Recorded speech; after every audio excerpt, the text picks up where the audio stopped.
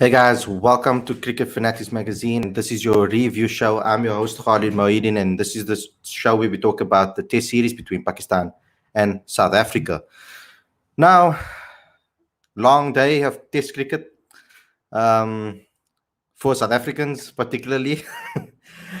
It's a situation where you find yourself that we are just like whiskers away of doing something extraordinary, and then the game runs away from you, and then you fight your way back, and then the game runs away from you. So we're back into that situation right now. We had Pakistan on the ropes for quite some time in that match, particularly when we dismissed all of their top batsmen that you would say that have troubled us in this match. But then they came back once again through Fahim Ashraf, um, and of course as well as Mohammad Rizwan. They came back strongly. But then we fought back again. So I was hoping that they would restrict Pakistan at least to under 200, but the lead is now 200. And South Africa sitting in a situation where they have still Rizwan in and on 28. And Hassan Ali now coming into this match, I feel probably will come into the first session tomorrow and start smashing the ball, because that's just how he's going to play. They've got enough on the board, I feel.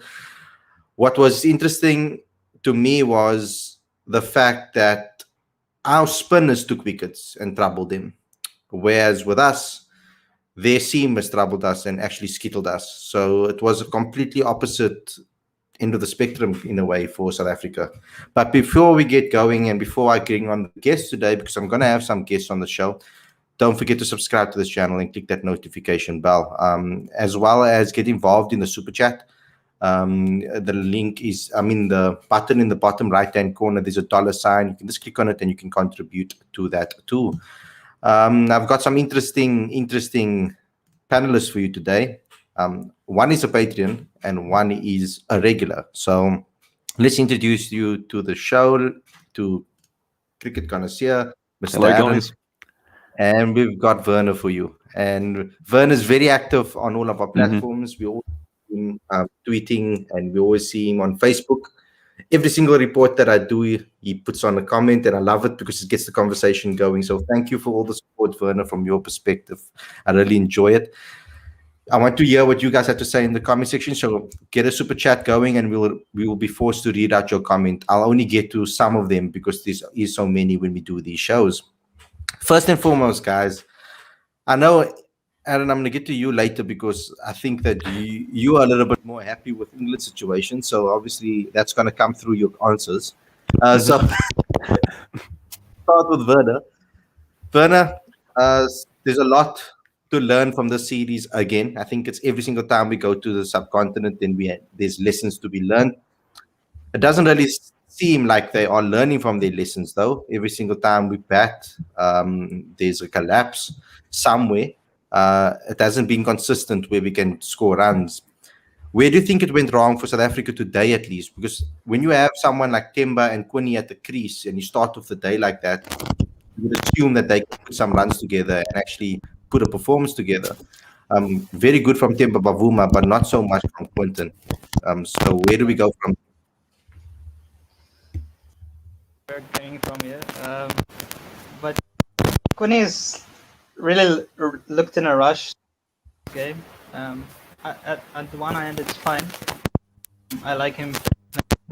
Him just sticking around and pushing at the ball. He'll probably get out in any case. So it's better for him to play his natural game, but he's not really getting.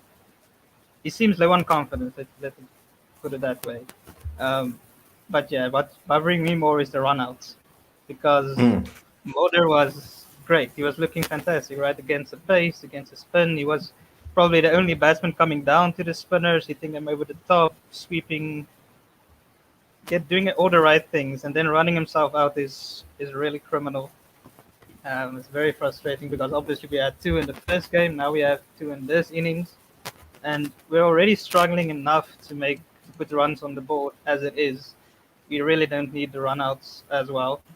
And then Bavuma batted very well, but I do feel at the end when by the time Maharaj came in, or maybe Rabada, he probably should have looked to take strike more, look to up the runs a bit. He was still playing in the same way he was playing when he had Mulder with him or Quinney with him. Is very conservative. So I thought that was a good time to strike to up the strike rate a bit and make sure that he took strike and not run Rabada out. Yeah, you see, that's why that's why the whole argument comes in that maybe Temba must bat up the order, because I think he'll be able, if he can play like this with our batsmen, it will take a lot of pressure off our batters, and I think But then our batsmen need to stick around with him because exactly. none of them seem to want to stick around. Everybody's because it's one thing to get a good ball, but I think the only two batsmen who got a good ball was maybe Rassi. First ball kept a bit low. It was a pretty good ball, and Linda got a good slower ball, but far through his wicket away when he played loose. Algar Everyone. pushed away from his body. Yeah, Algar pushed away Aiden from his unnecessary body, shot. run out. Aiden's shot was very weird. It spun more and it stuck a bit in the pitch, but it was a weird way to I don't know follow through with that shot. But I have a quick question for Aaron. Okay. So you're obviously watching both matches. Do you have two screens or are you switching between the two? I've had three. Basically, my setup is the big match too.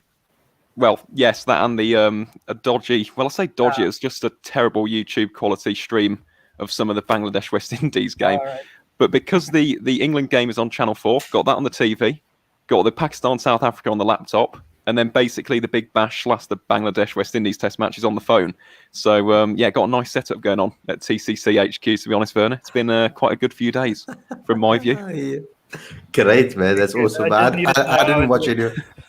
I never watched any of the England games so far, even though I want to. You should. I've been completely focused.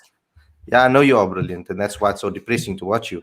I just want to add on what I want to add to what Werner said is that he's spoken about the runouts, and to show how bizarre it's been. It's been 16 years since the Proteas had 4 runouts in a series. The last time was a 5-match series against these bunch of a year on the top right screen of a year. So in 2005. So it's one of those situations where you don't need to get. I mean, runouts in Test cricket, if people just look at the scorecard, they must be scratching their head. And if you watch the game, you'd be even more surprised. That's the funny thing about it. Because normally, if you look at a scorecard and you see runouts, you don't know how those runouts actually happened. So you have to actually watch the game to see.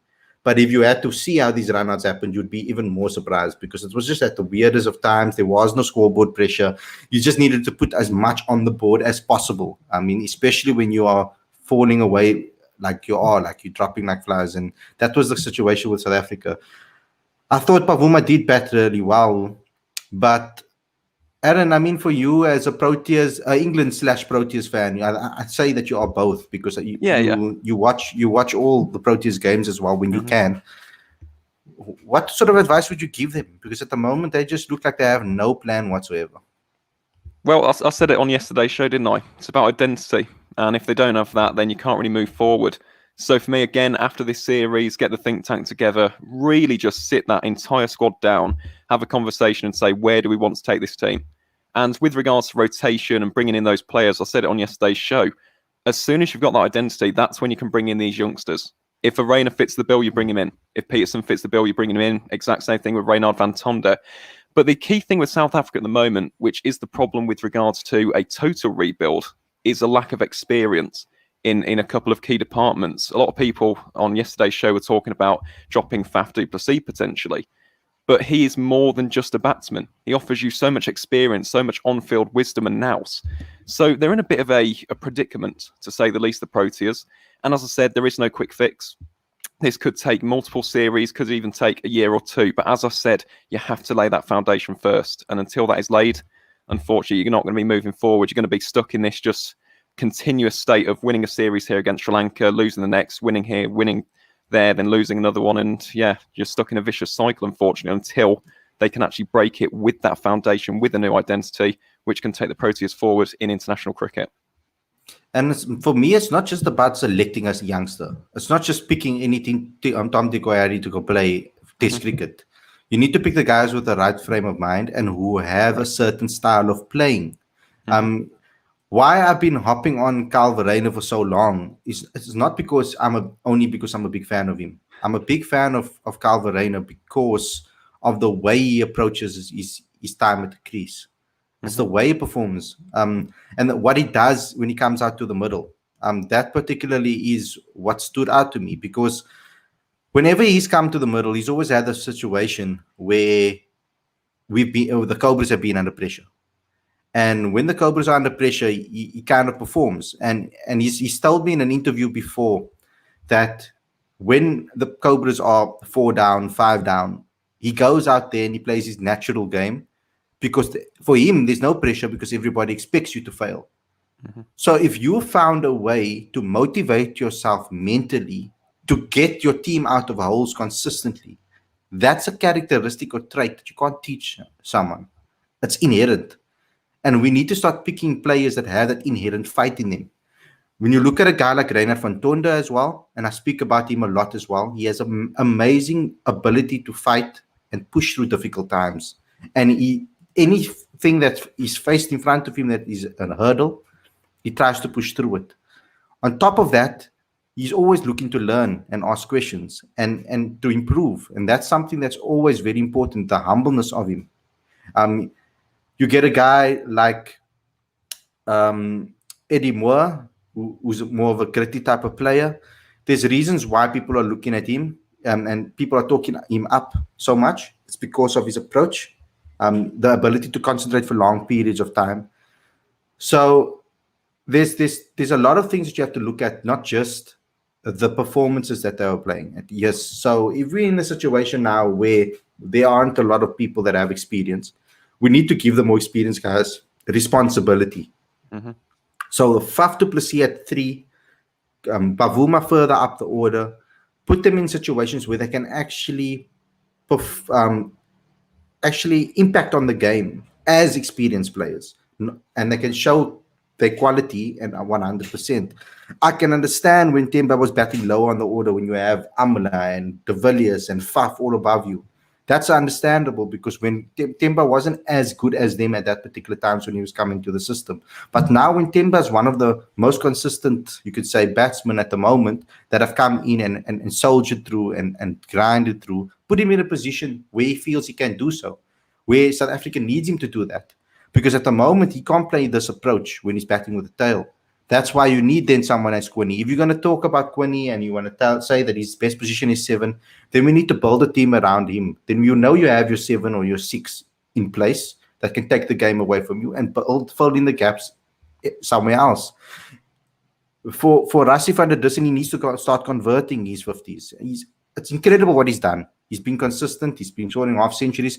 But at the age that he's coming into this side, we need him to convert those half centuries into centuries.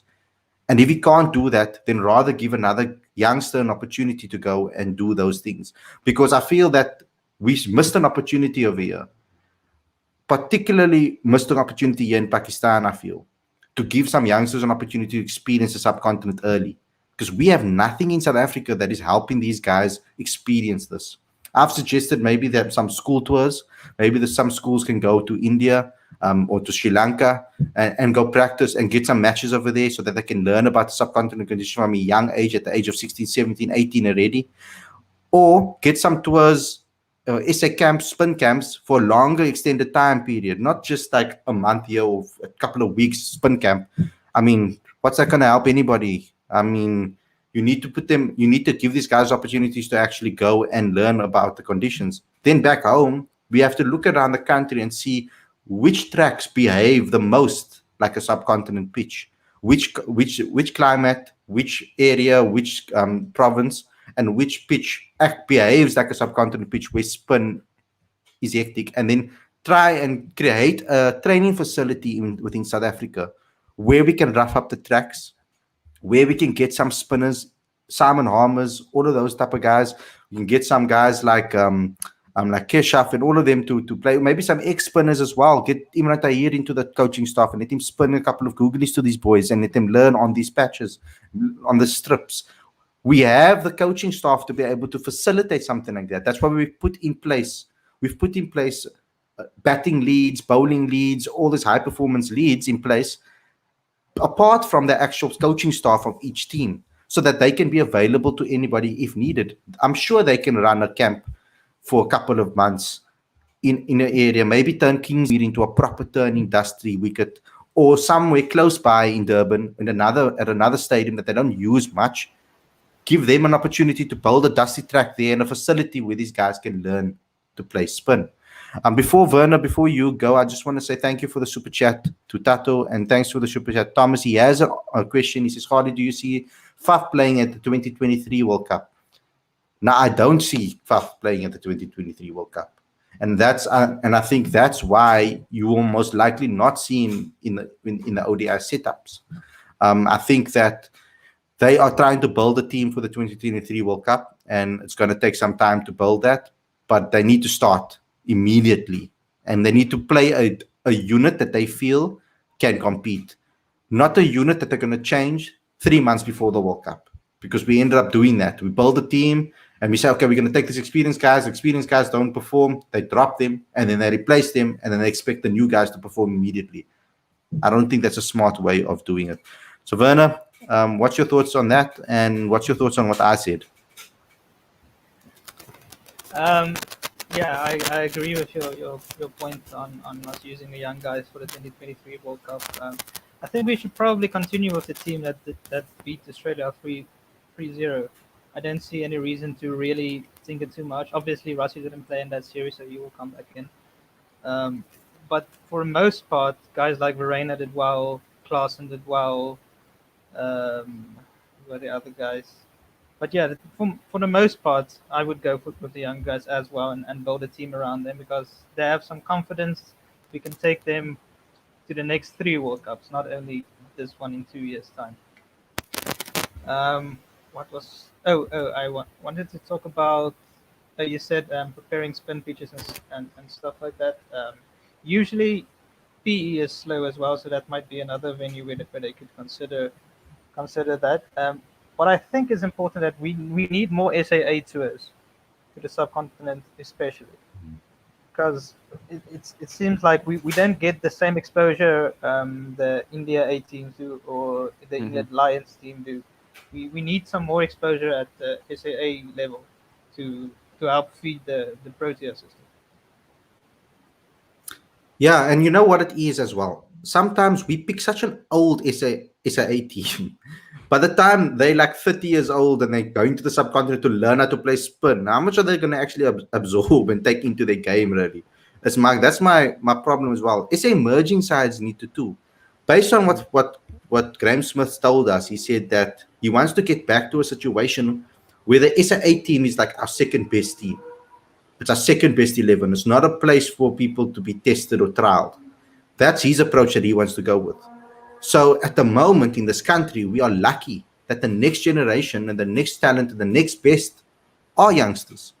We've got Rudolfsson, we've got guys like Kashile coming through the system, we've got Reinhard van Tonders, we've got Gerald Coetzee, we've got Lifa Ntanzi, we've got so many youngsters coming. Bjorn Fortuin is considered a middle-aged youngster. So you can talk about that. There's a lot of guys coming through the system that are still young, that can still learn from these conditions. Our SA under 19s, particularly, and I think this is where Shukri Conrad is going to play a massive role, and I think he's going to do so. He needs to put this team in situations where they can do exactly that. Now, I got a hint from him when I interviewed him that he said conditions are important. He wants to teach his youngsters how to read conditions and different conditions and play in different conditions. That's one of the most important things for him, and that was a massive takeaway for me from that interview. It's because it's a different way of thinking.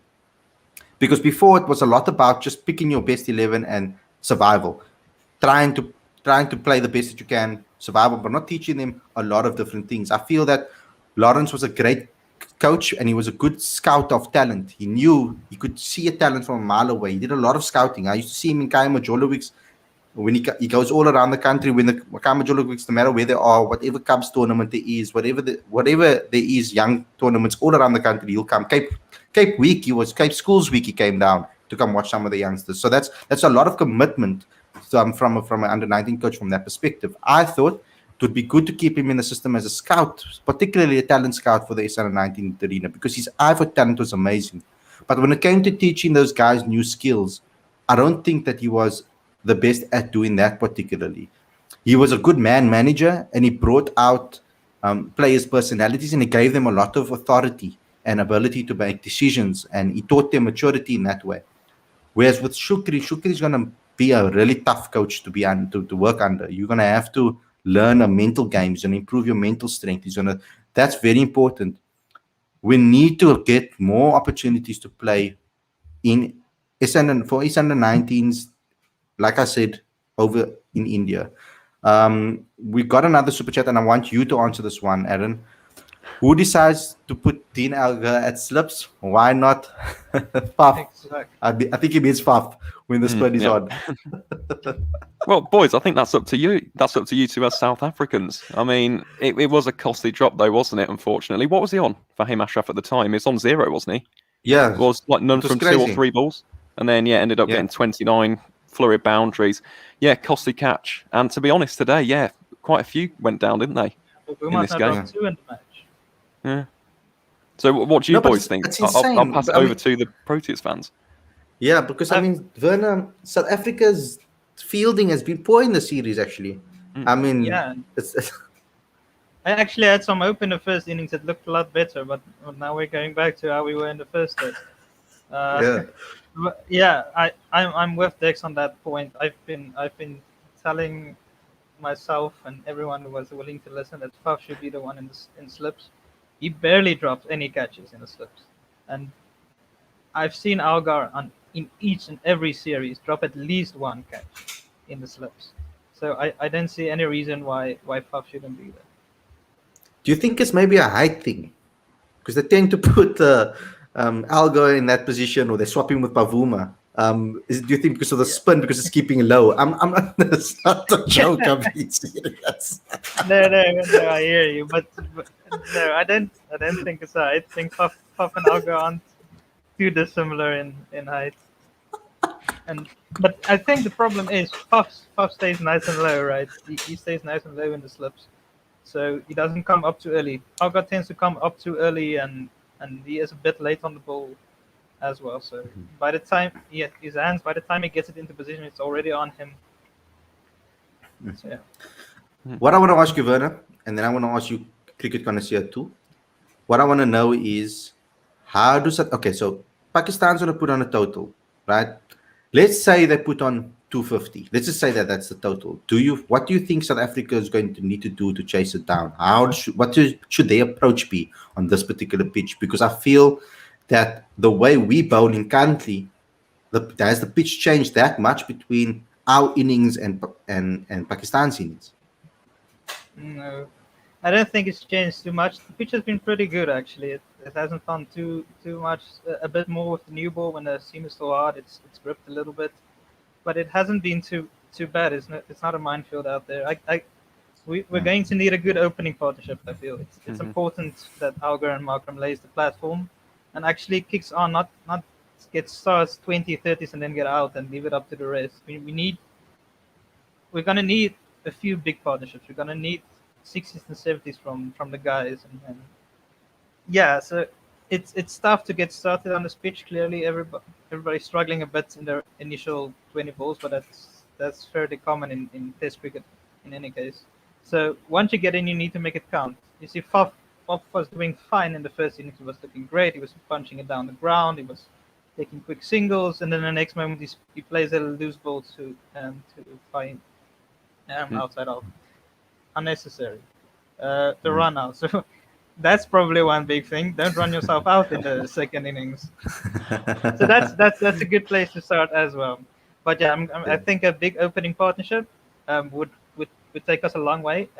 I guess it's probably best case scenario, hoping we get him out for 250. I'll be pretty chuffed if we are able to do that. But yeah, good opening partnership. It's gonna have to be our top order. The top four are going to have to show up to the party this time, and then if we need, we can take it slow. There's still a lot of time. Say we even bowl them out after lunch.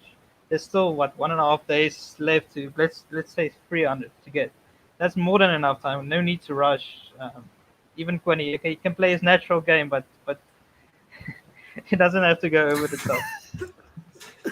I think the more that's on the board, the more you'll see South Africa just play their natural game. I think playing this way. I just wanted to say that the point is there's no point in playing for a draw. Yeah. Exactly. To win the game, to draw the series. We have to go for it, and that's the thing. Like I always thought that if we just get the best out of each player, like if Boucher can just get the best out of his players, we will naturally play a good brand of Test cricket because we have those type of players that we are in the batting lineup, the way they're set up in a way. I feel that it's the perfect scenario that they can play their natural game and get runs because you've got a combination of Alga, left-hand, right-hand combination. One guy is more of an anchor. The other guy is more of an attacking batsman, you could say, in Markram. He likes to get on the front foot early, get some runs quickly on the board. Markram's biggest thing is he gets out in the 30s a lot. I must actually go back and check. He gets a good 30 and he goes out. The quicker he gets to that 30, I think it's a bit bigger opportunity for him to take it on further.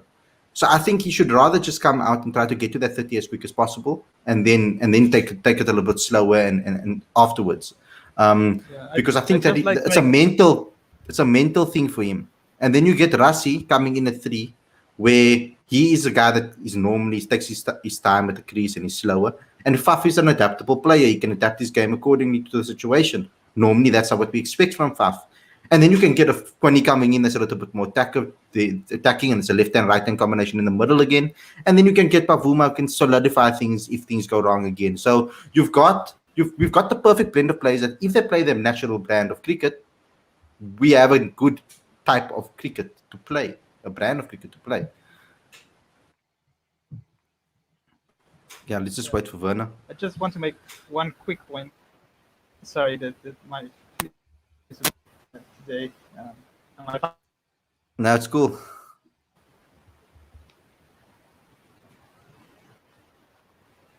You can go back. Jump out and come back in. Okay, cool. Perfect. Okay, so what I said over there, Aaron, am I talking rubbish again? To be honest, no. But I just want to touch upon Werner's point with regards to your total, actually, tomorrow. That is the first thing that South Africa need to really keep in check, isn't it? Because when you think back to the first Test match, 70 runs were scored by batsmen from 9 to 11.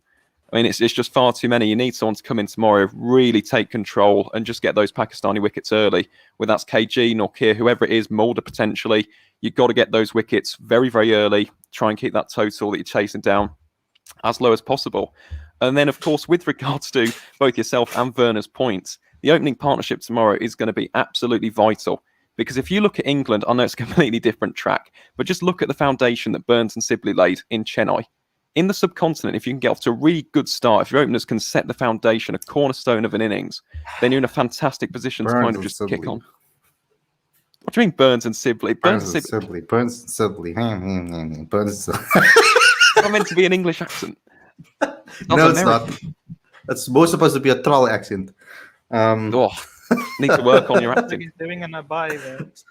It's not an English accent. I wouldn't try and do accents on the show, please. I'm not very good at that. So that was just what a troll should sound like.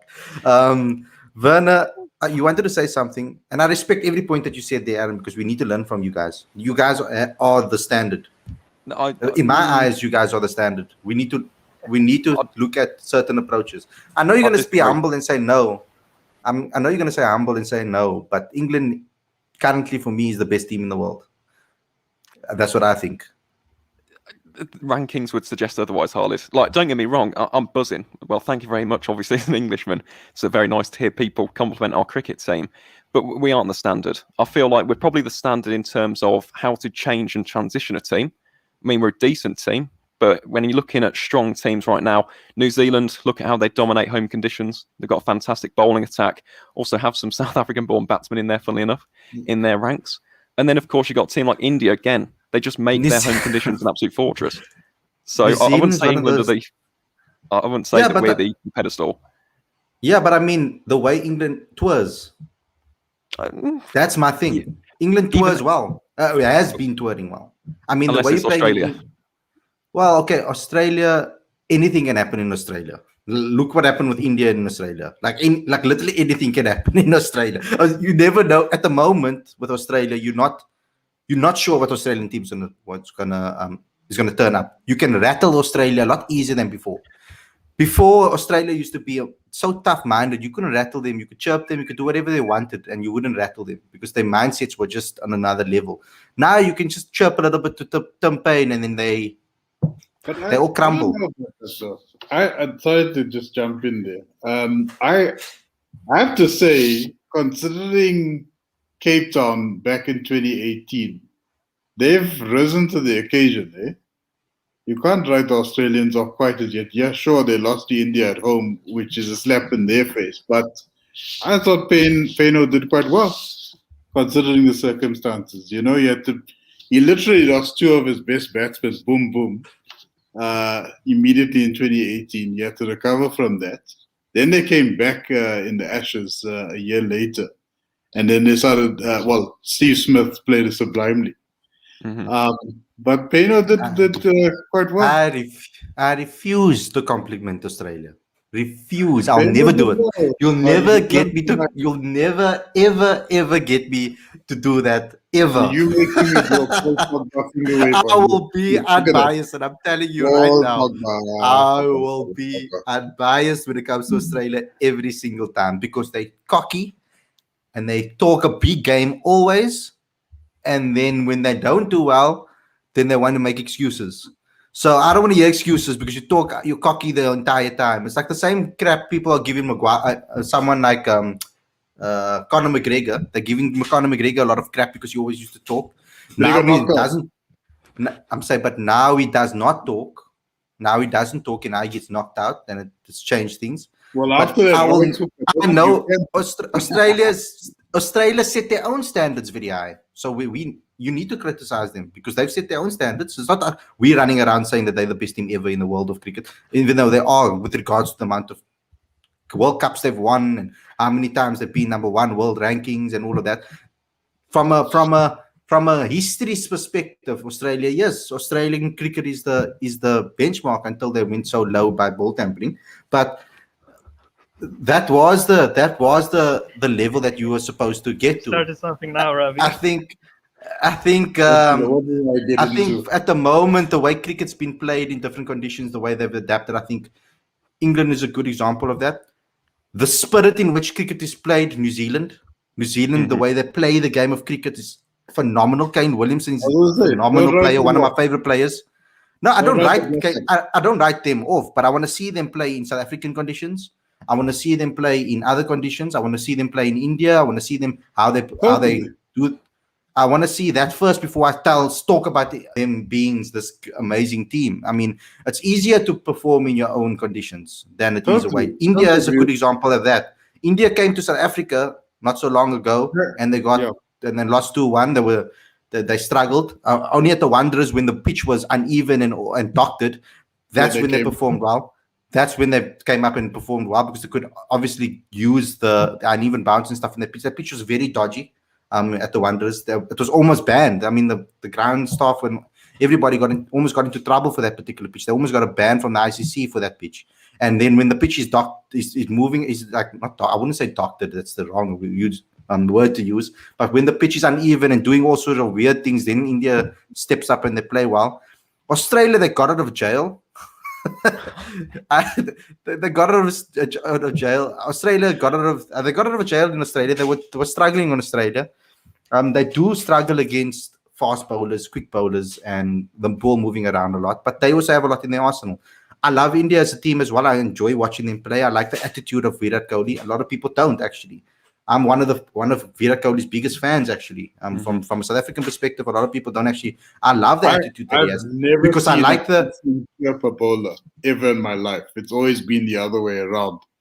Virat's the only dude I know that chirps the bowler and really gets in a psyche, you know. Yeah. It is a bit of mouth morphine there, but I mean, Virat literally gets involved. Yeah, normally the batsman normally do that. You know, when there's a fierce bowler on the other side, batsmen normally flinch and stuff and act like they're being tripped or beaten up or something. That's what normally happens with the batsman. Australian batsman. Look here. Honestly, Khalid, I'm loving this. We need to get you with the Barmy Army down under, singing the Mark Wood song. I think you'd be absolutely perfect. Get you singing Jerusalem. I love Mark Wood. Okay, I'm not saying that. I'm not saying that. I always like to see improvement and changes happen. Mm-hmm. Like, I love to see how teams have transitioned when their backs are against the wall, because England's media is not easy it's not easy to be a team in India, in a sports team in England, sorry. It's not very easy, because you get so much scrutiny. I've been in press conferences. I hear the questions that they ask. Mm-hmm. And it's so much so, you guys are so good at press conferences, that you ask a critical question, right? Like something that is actually criticizing in such a nice way that the person has to answer the question. It's like they have no choice. And that's what I think, like with the South African person you'll hear that we're being more aggressive, or you can hear we're being a little bit more aggressive, or we're upset, or you can kind of hear it when we are asking questions. We can't really hide our emotions. But the English, they say it in such a nice way that you're like forced to answer the question. They have to start criticizing themselves. It's like unbelievable. And then you get basic questions being asked to the cock, and he seems taken aback and he feels attacked. He wouldn't survive with the English media. It's insane. It's crazy. But I just want to know, are you not impressed at all? I know you haven't won the match yet, and it's still a long way to go in the test match, Aaron. But are you not impressed the way your team battered in this particular match? Immensely. I'm immensely proud, honestly. Especially your younger guys. 100%. No, that's the thing. I'm not suggesting for 1 second I'm not happy or satisfied with England. As an England fan, I know from past experience, I am definitely maximising my celebrations from this test match, innings by innings. I'm going to take the high moments while I can. The only thing that I'm saying is I don't think that we are the pinnacle, because I feel like this England team, we've still got a little bit to go. I feel like we've put the foundations in place. There have been foundations that have been put there since about 2018, 2019, with Trevor Bayliss. So I feel like we're getting there. I just feel like for the moment, there's just something missing. And I think that's just experience, to be honest. Because these young guys coming through, the likes of Sibley, for example, Dan Lawrence, Ollie Pope, Dom Bess, they've got raw potential. It's just about refining that. And I feel like if England are patient with them, I've said this all along, we will become a world-beating side. And that's crazy to say, considering what we've been like in the past in Test cricket, and batting collapses still happen all the time. So that's all I'm saying. But with regards to this game, I'm absolutely ecstatic. I woke up again at 3:45 a.m. this morning, to watch England bat, because I really, really wanted to see Joe Root bat, wanted to see Ben Stokes. I'm buzzing. I'm absolutely buzzing. And in addition to that, fantastic point about this test match, it's on free-to-air television. Anybody in England can watch this match, and the viewing figures have been fantastic so far. We've had about 1.2 million people tuning in for a test match. Now, compare that to Sky, who have absolutely incredible coverage. It's nothing against them at all. They are the pinnacle of English cricketing broadcasting. But it's incomparable. It's like 10 times the audience. It's absolutely astonishing. I've got people who say to me for years, they did this after the World Cup as well, cricket's boring, cricket's this, it's not for me. And then as soon as Joe Root puts together a good performance, as soon as Ben Stokes puts together a good performance, it's, oh, did you see Joe Root today? How brilliant is that? I mean, that's something that in a few years' time, as I said, as an England fan, when we're 60 for 5, we may not be saying. But while it's happening, I'm buzzing. And in terms of this game, in terms of our performance so far, it showed so much maturity. It really has. Every single one of those batsmen, I know Lawrence got 0, but it was a fantastic bit of swing from Jasprit Bumrah. But I feel like the maturity, the actual personal development that these guys are showing as well. Joss Butler, who's been in fantastic form, was under so much scrutiny in 2019 from so many different forces, both inside and outside of England. He's come to the forefront. Joe Root didn't score a single century in 2020. Now has 3 back-to-back centuries. The guy's still on 49 career 50-plus scores. So in terms of the performance itself, brilliant. And Khalid, I do agree with your point in terms of a performance in itself, not the whole package. I feel like teams should be looking at this England performance in Chennai. We have worn down this Indian attack. Fair enough, it's not the most spin-conducive, seam-conducive pitch. It is acting pretty flat. There's not much turn on offer for the spinners per se. But in terms of the ability to dig in, look at what Dom Sibley did. 87 from about 280 deliveries. He set the tone. He laid the foundation alongside Rory Burns. Then you had Joe Root, came in, anchored the innings, rotated the strike so beautifully, allowed spinners to not accumulate that pressure, which is something which has happened with South Africa, actually, at times in this Pakistan series. And then you've got guys who can come in and finish an innings off, the likes of a Joss Butler, a Ben Stokes, an Ollie Pope, a Dom Best, for example, who's been fantastic. So if we're looking at one performance in particular, absolutely brilliant. I cannot fault England at all. 555 for 8, we're back for 2 days straight. Incredible. But I just feel like in terms of the long term, there's still a bit to go. Do I believe in the team? Yes, of course. But I feel like at the time, let's just enjoy how we're playing at the moment. And fingers crossed we can go on to beat the likes of India, the beats of New Zealand, Australia, heading into the future. That's what I firmly, firmly wish for. Yeah, look, a lot of my criticism of Australia is coming from the disappointment and that I'm feeling for them cancelling the tour. It's a Luba Barlow-esque. and- I must admit, I was and impressed by it. the way they've done it, I think with the amount of effort we put in, I think it's a bit of a crappy move from their part, and that's a lot of that came out there. But I think a lot of people just praise Australia because they're Australia, and their history counts for so much when it comes to them. A lot of that's also, I think, at the moment I see them as a team that you can get at. You can play against them, you can beat them. They're beatable. They're not unbeatable. At the moment, I feel the way England's team is just set up at the moment with the blend. Your blend is so beautiful at the moment. In India as well. I mean, India is a phenomenal team. If you look from 1 to 11, an amazing team as well. A couple of injuries there, I think they will start struggling a little bit. I think with India, I know they have a lot of depth, but I mean, from guys that we know. But what I like about India is India's ability to be able to pick according to conditions. They can pick a side according to conditions, and that's the depth there is unbelievable. If they're going to go play in spinning tracks, they can play a batsman for that particular conditions. They can play in those conditions. They can pick bowlers, obviously, for that as well. When they go to South Africa, they go to Australia, they can pick a team according to that. And that's the luxury they have. South Africa at the moment don't have that luxury. Anybody that's going to get an opportunity is going to be a new guy. So any person that we're going to select is going to be someone that hasn't played Test cricket before almost. Apart from maybe if you're going to pick Tianis de Bruyn and maybe Zubair Hamza, if you're looking at them too, and Peter Malan maybe won a couple of games. But other than that, every person that, if you're going to look to turn around and you're going to look, who am I going to bring in if I'm struggling? Everybody's going to probably be a debutant, and that's the difference. I'm just going to give everybody one final say. Let's start with Werner, then Ravi. All right. Sorry, the point I wanted to make earlier was about Alga. I remember in making a comment in press conference after a game against. He was talking about he was adjusting his game a bit in the preseason. They were talking about being a bit more attacking, and I'm a bit concerned that now suddenly he's not leaving any balls anymore, because we can do with the Alga batting like Tom Sibley getting 80 from 250 balls. We don't need the Alga getting trying to make 100 from 120 balls. We've got Markram that can bat quickly, and we've got Quinny coming in later. So I just hope he doesn't in the process lose what has made him so good over this last couple of years.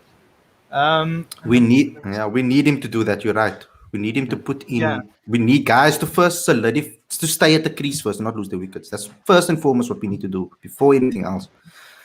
Yes, because I was watching the first innings. Sorry, and he didn't leave a single ball, and the one he got out, so obviously could have left as well.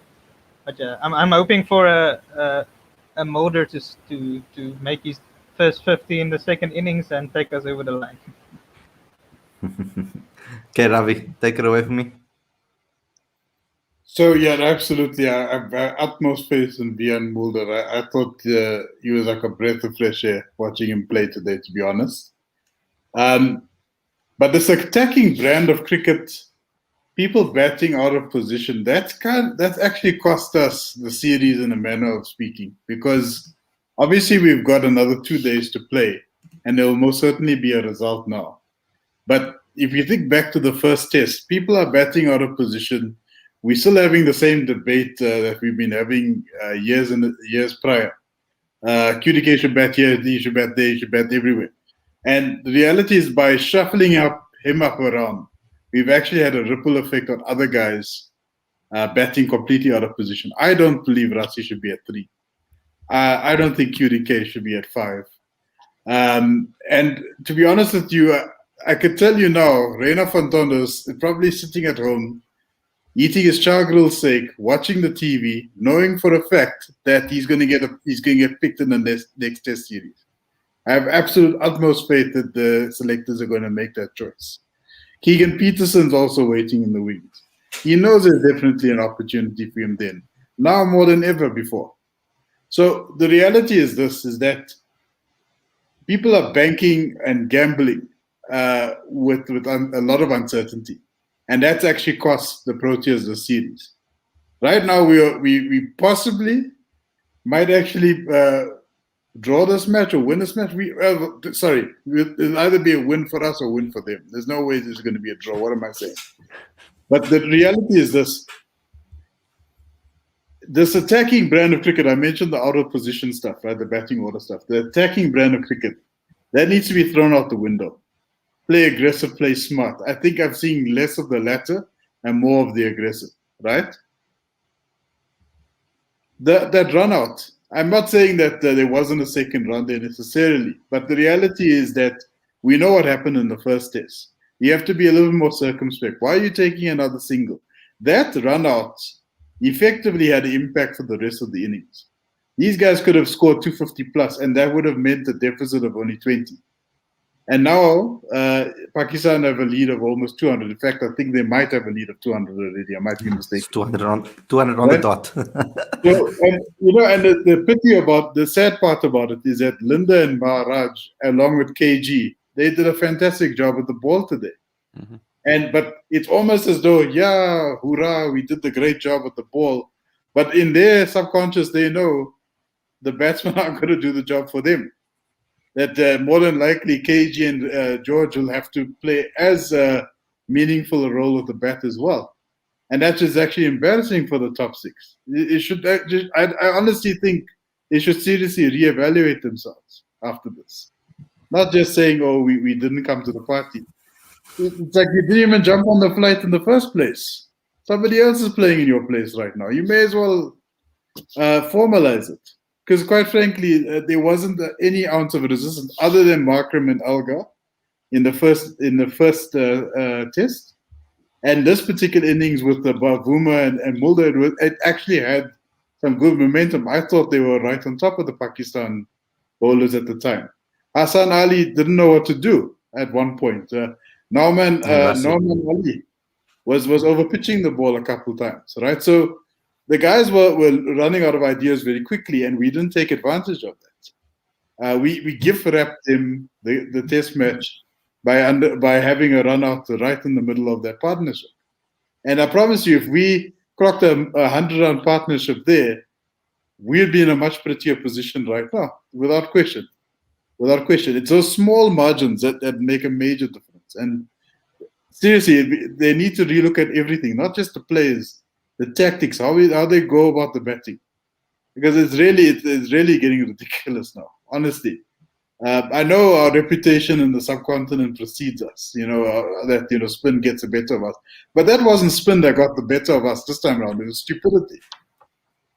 Really, the guy had the ball in his hand, he collected it, and all he had to do was release it. And it's the fastest bowler in the team. Chances are he's going to go full cock. Sorry, for lack of a better term. But chances are he's not going to miss the keeper from there, right? That's all he's aiming for. He can't really see the stumps from there. I mean, really, the common sense should prevail. I know there's pressure all around and your place is up under scrutiny and people are shouting Bavuma out one week and so out the next week. But really, guys, they need to take a step back, breathe. They're professionals. They've been in the game for a long time. Bavuma's been playing for 6 years now. 6 years. And you're telling me that he didn't know as a non-striker that he could actually refuse the single at that point.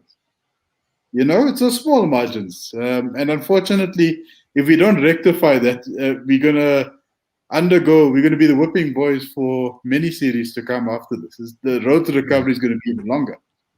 It's time that we sit, we think hard about it, we analyze everything, because these batting collapses have not been a sudden thing. It's been coming on for years now.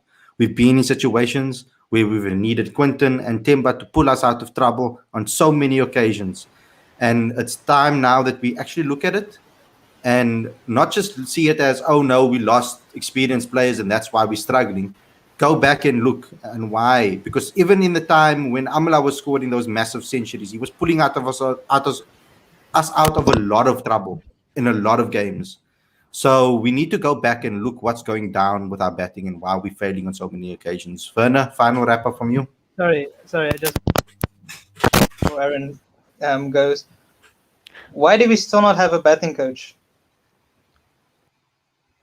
Because every team has a batting coach or a batting consultant. Obviously, we have this role for New Mackenzie that he's hovering over. Is it at the men's team or at the women's team, at the under 19s, at the A team or whatever? But we need a proper batting coach.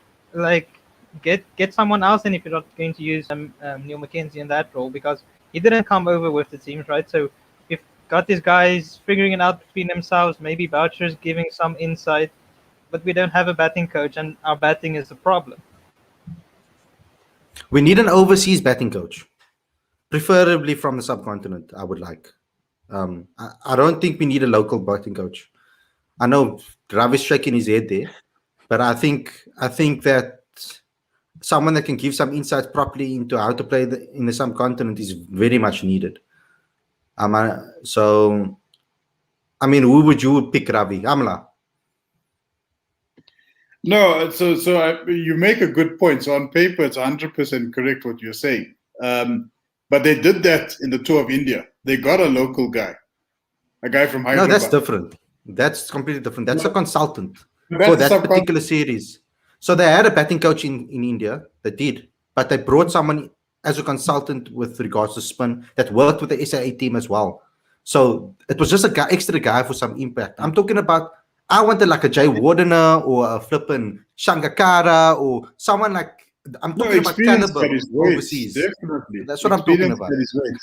But the reality is we put the most experienced guys with the batting order as it stands right now.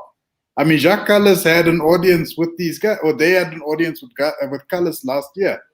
And obviously you're talking about a guy that's a specialist in terms of subcontinent stuff. But you're telling me you got a Premier League standard batting coach in the form of Jacques Callis, and you still can't move the needle. There's something seriously wrong with the guys if that is still the case. If they're not taking the inputs very well, then you might need to do a proper roster change. I think you have to be as brutal as that. Jacques Callis didn't spend a lot of time with the Proteas. People don't know that, actually. Especially with the test team. He didn't spend a lot of time with the test team. He spent a lot of time with a 50 over team, and because he needed to go, he had some family things he needed to sort out. So for a long period, he also wasn't here, and he left and came back. The test guys, a lot of the test guys didn't get a chance properly to play with Jacques Callis as their coach and to learn from him. There's a month, 2 month, or 3 month period is not long enough. I think they need if they're going to have Jacques Callis, they need him there preseason, they need him there in the training pitch, they need him there every single game, they need him there for extended periods, not just coming and going as he pleases. You can't have a situation like that. I feel you need someone that's going to put in the hard yards and actually take the players. And you as a fixed term sort of situation, right? It was a fixed term, as a contract, right? So it wasn't. He was a batting consultant as well. It was a consultancy. Okay. He wasn't appointed as the official batting coach. He was a consultant still. So it's one of those situations where the terms changes a little bit, and it's a different role, just a little. Batting But coach, the batting reality is that consultant. It's I different. think that the name is one thing, right? Yeah, sure, we could say Sankara, Jay Wardner, those dudes, right? And they did a splendid job in the IPL specifically, having coached some teams. But I think it's the fact is that in South Africa, we're almost like a coaching factory. Some of our quality guys are going abroad and fulfilling those roles, So we actually have to look deep within and see like what our talent pool really does look like, I personally think there's much more characters and individuals we can make use of in the South African context that hasn't been considered. Yeah, I just 100% think we need a spinning specialist, someone that can teach these guys how to play spin, because we're lacking any idea or plan. It's not like Boucher was a fantastic subcontinent player. So how much insight can he give to the players actually, besides the fact of reading the conditions and knowing how to play maybe from the peers around him? We need a guy that actually has that experience. How many South Africans in the past, in the history, have actually played fantastically in subcontinent conditions, bar 1 or 2 or 3 players? So we need someone that can actually has that attitude and can teach them that.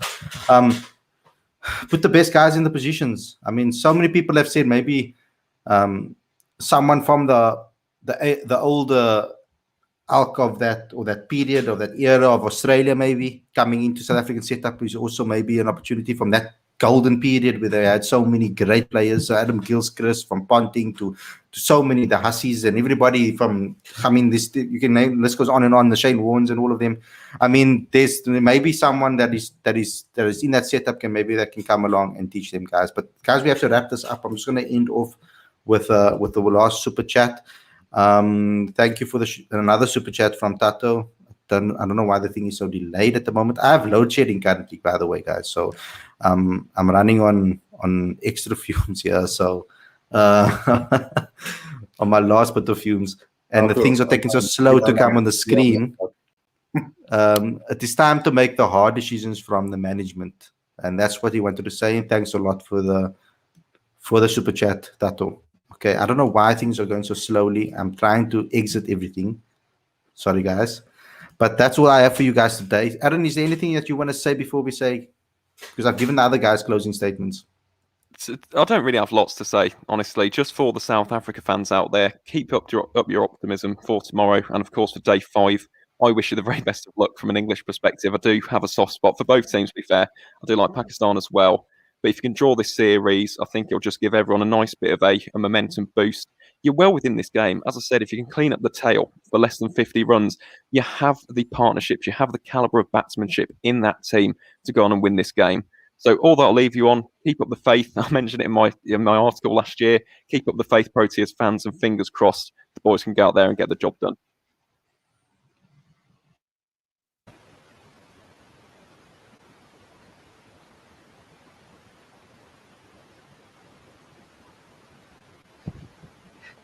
Mm.